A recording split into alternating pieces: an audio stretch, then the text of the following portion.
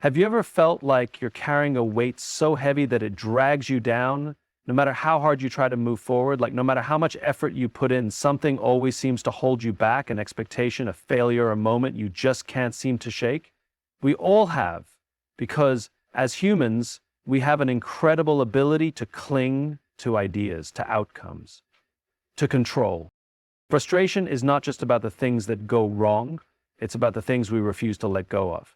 It's about holding onto something so tightly that we lose sight of what truly matters. So today let's talk about letting go, not as a passive act of giving up, but as an active decision to free ourselves, to lead with clarity, to move forward with purpose. Because the truth is, we don't lose ourselves when we let go, we find ourselves. We spend so much of our lives trying to control everything, our jobs, our relationships, our future. We obsess over outcomes, micromanage details, and stress over things that may never even happen. And when things don't go as planned, frustration creeps in. We feel like we've failed, like we weren't good enough. But here's the truth. Control is an illusion. No matter how much we prepare, no matter how much effort we put in, there will always be factors outside our control. People will make decisions we don't agree with, plans will fall apart, life will throw curveballs we never saw coming, and the more we try to grip onto everything, the more exhausted we become. Think of a clenched fist. When we hold on too tightly, our hands cramp, our fingers ache, and our movement is restricted. Now imagine opening that hand, relaxing it, letting it breathe.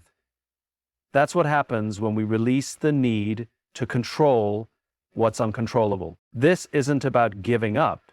It's about focusing on where our energy actually makes a difference. The most effective people in the world, the best leaders, the most resilient individuals, understand this deeply. They don't waste time trying to control what they can't. Instead, they mastered the art of influence, adaptability, and response. Because here's what we can control: our attitude. We decide how we show up every day. We decide whether we let circumstances define us or whether we define how we respond to them. Our effort. We can't control whether an opportunity presents itself, but we can control how hard we work. Our perspective. We can choose to see challenges as obstacles or as lessons.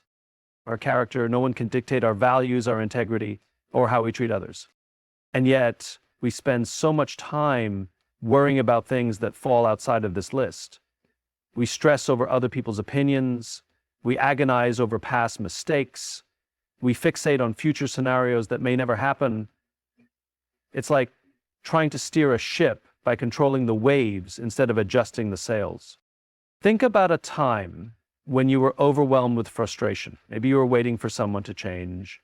Maybe you were hoping for an outcome that never materialized. How much energy did you spend worrying? And did any of that worrying actually change the situation? The more we resist reality, the more we suffer. The more we fight to control what's outside our power, the more we drain ourselves. But when we learn to let go of what we can't control and focus on what we can, we unlock a whole new level of peace, freedom, and effectiveness. It's not always easy. Letting go means accepting uncertainty. It means trusting that even when things don't go our way, we have the ability to adapt, to pivot, to move forward. It means recognizing that control isn't the goal. Clarity is. And clarity comes from understanding where our power truly lies. We are taught to fear setbacks. From a young age, we are conditioned to believe that failure is something to avoid, that mistakes are signs of weakness, and that obstacles mean we're not good enough. But that couldn't be further from the truth. Setbacks are not the opposite of progress, they are progress. Think about it. Every major breakthrough, every moment of growth, every lesson that truly shaped you, did it come from a smooth, easy path? Or did it come from a challenge that forced you to see things differently, to work harder, to rethink your approach? We don't grow when things are easy. We grow when we are tested. And yet, when we face setbacks, our first instinct is frustration. We question ourselves, why is this happening to me? What did I do wrong? But what if we asked a different question? What if Instead of resisting setbacks, we embraced them. What if we stopped seeing them as roadblocks and started seeing them as signposts? Because that's exactly what they are, signs pointing us towards something we need to learn. Think about a time you faced a major challenge. Maybe it was a project that didn't go as planned, a relationship that fell apart, an opportunity that slipped through your fingers. At that moment, it probably felt like failure, like you had lost something. But looking back, can you see how it shaped you? How it forced you to grow in ways you wouldn't have otherwise? Setbacks are not there to stop us. They are there to teach us, to refine us, to make us better. The only reason they feel painful is because we resist them. We expect the path to be straight, smooth, and predictable. And when it isn't, we panic. But growth isn't linear. It's messy, unpredictable, and often uncomfortable. Think about the greatest innovators, leaders, and creators. Their success didn't come from avoiding setbacks. It came from using them. Every time something didn't go as planned, they adjusted, adapted, and got stronger. They didn't see failure as the end. They saw it as information, because that's all a setback is, information. It's data. It's feedback from the world telling us something isn't working, something needs to change, or something better is ahead. When we stop taking setbacks personally and start seeing them as tools for growth, everything changes. The difference between people who succeed and people who stay stuck isn't that successful people don't face setbacks. It's that they don't let setbacks define them. They see them as stepping stones, not stop signs. When something goes wrong, we have two choices. We can let it break us, or we can let it build us. We can focus on what we lost, or we can focus on what we gained. The experience, the lesson, the strength we didn't know we had. So the next time you face a setback, pause. Before you react with frustration, before you let doubt creep in, ask yourself, what is this trying to teach me? How can this make me better? Because the truth is, every setback carries a gift. The question is whether we're willing to see it. Perfection is a trap. It's the impossible standard we set for ourselves, the voice in our head that whispers, "You're not ready yet. You need to do more. You need to be more." It convinces us that unless something is flawless, it's not worth doing. That unless we have all the answers, we shouldn't start. And so we wait. We wait until we feel qualified. We wait until the timing is perfect. We wait until we have every skill, every piece of knowledge, every ounce of confidence. And in that waiting, we lose time, we lose momentum, we lose opportunities. Because perfection isn't real.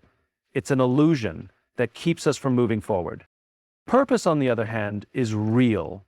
Purpose is what drives us. It's what fuels us to take action, even when we don't have all the answers. It's what reminds us that progress is more important than perfection, that impact matters more than flawlessness, that showing up is more valuable than getting everything right. When we chase perfection, we focus on how we appear. When we follow purpose, we focus on how we contribute. Think about the greatest leaders, creators, and innovators. They didn't start because they were perfect. They started because they were driven by something bigger than themselves. They weren't worried about making mistakes. They were focused on making a difference. Perfection paralyzes, purpose propels. Perfection is a moving target. The moment we think we've reached it, the bar shifts. It keeps us stuck in endless cycles of doubt, comparison, and hesitation. Purpose, however, is steady. It gives us a reason to keep going even when things aren't perfect. It reminds us that done is better than perfect, that learning is more valuable than avoiding mistakes, that impact comes from action, not from flawlessness. And yet, we cling to perfection because it feels safe. It gives us an excuse not to take risks. I'll start my business when I have everything figured out. I'll apply for that job when I'm fully prepared. I'll share my ideas when they're polished. But the truth is, we will never be fully ready. And if we wait for perfection, we will wait forever. And when we shift our mindset from perfection to purpose, everything changes. We stop obsessing over every small mistake. We stop fearing failure. We stop waiting for the perfect conditions to act. Instead, we focus on why we started in the first place. Purpose gives us the resilience to keep going when things don't go as planned. It reminds us that setbacks are just part of the journey, not signs to stop. It allows us to embrace imperfection as a sign of growth, not as a weakness. Some of the most powerful things in the world were created by people who had no idea what they were doing when they started. But they started anyway. They didn't wait for the perfect moment. They created momentum. They didn't let fear of imperfection hold them back. They let their purpose pull them forward. So the question is, what are you waiting for? What would happen if you let go of perfection and moved forward with purpose?